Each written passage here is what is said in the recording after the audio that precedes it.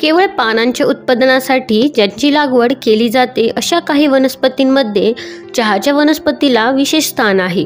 ही वनस्पती थिएसी कुलातील असून तिचे शास्त्रीय नाव कॅमेलिया सायनेन्सिस आहे। या वनस्पतीच्या पानांपासून जे पेय तयार करतात त्याला देखील चहा म्हणतात। या पेयाला विशिष्ट चव व गंध असून तरतरी आणण्यासाठी त्याचे सेवन केले जाते। 3000 वर्षांपूर्वी चीनमध्ये चहाचे सेवन केले असल्याचा उल्लेख आहे। ईशान्य भारत, उत्तर म्यानमार, नैऋत्य चीन व तिबेट हे प्रदेश चहाचे मूळ उत्पत्तीस्थान आहे। येथून जगातील सुमारे 52 देशात या वनस्पतीचा प्रसार झाला। चीन, Japan, Bharat, Bangladesh, Sri Lanka, Indonesia, Malaysia, Pakistan इतर देशांत चहाची लागवड मोठ्या प्रमाणात होते। भारतात 1840 सालापासून हिमालयाचा पायथा, आसाम व दक्षिण भारतात चिनी तसेच देशी चहाच्या झाडांची लागवड केली जात आहे। चहा ही वनस्पती 10 ते 17 मीटर पर्यंत वाढू शकते, परंतु छाटणी करून तिची उंची 0.7 ते 1.7 मीटर पर्यंत राखतात। त्यामुळे ही झुडपाच्या स्वरूपात दिसते। या झुडपाला पुष्कळ फांद्या असतात। पाने साधी, जाड व एकाडेक असून भाल्यासारखी, दंतूर काठांची व चकचकीत असतात। कोवळी पाने लवदार असतात। फुले पांढरी व सुवासिक असून पानांच्या बेचक्यात एकेकटी किंवा 2 ते 4 झुपक्याने येतात। बोंड फळ कठीण असून त्यात 1 ते 3 बिया असतात। चहा वनस्पतीच्या प्रक्रिया केलेल्या पानांपासून चहा हे पेय तयार करतात। चहाची पाने हाताने खुडली जातात। पाने खुडताना शेंड्याकडील 2.5 पाने खुडतात। या पानांपासून होणारा चहा सर्वोत्कृष्ट असतो।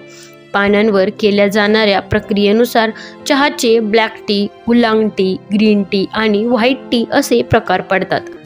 पश्चिमात्य देशांत ब्लॅक टी तयार करण्यासाठी चहाच्या भुकटीवर उकळते पाणी, तापमान 950 ते 990 सेल्सिअस ओतून चहा तयार करतात।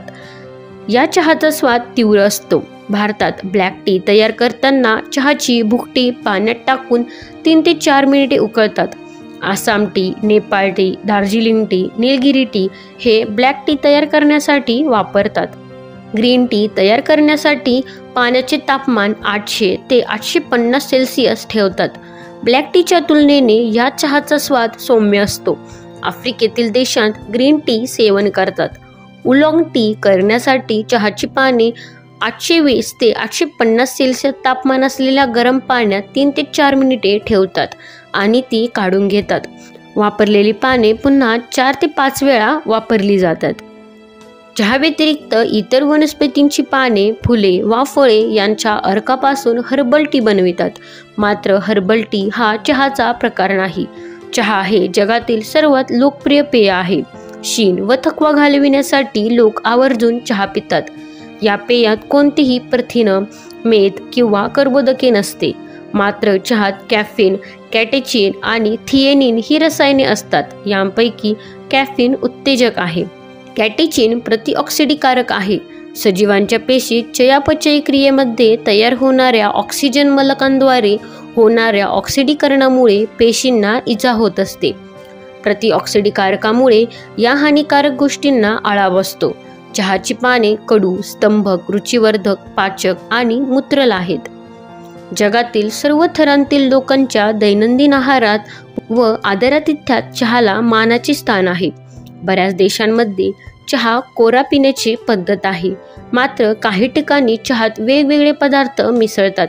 मंगोलिया व तिबेट या प्रदेशात कॅलरीज वाढविण्यासाठी चहात याकच्या दुधापासून तयार केलेली लोणी मिसळतात।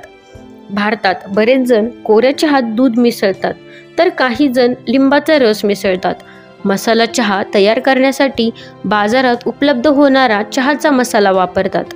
जगभर चहा निर्यात करणाऱ्या देशांत चीन पहिल्या क्रमांकावर असून भारत दुसऱ्या क्रमांकावर आहे।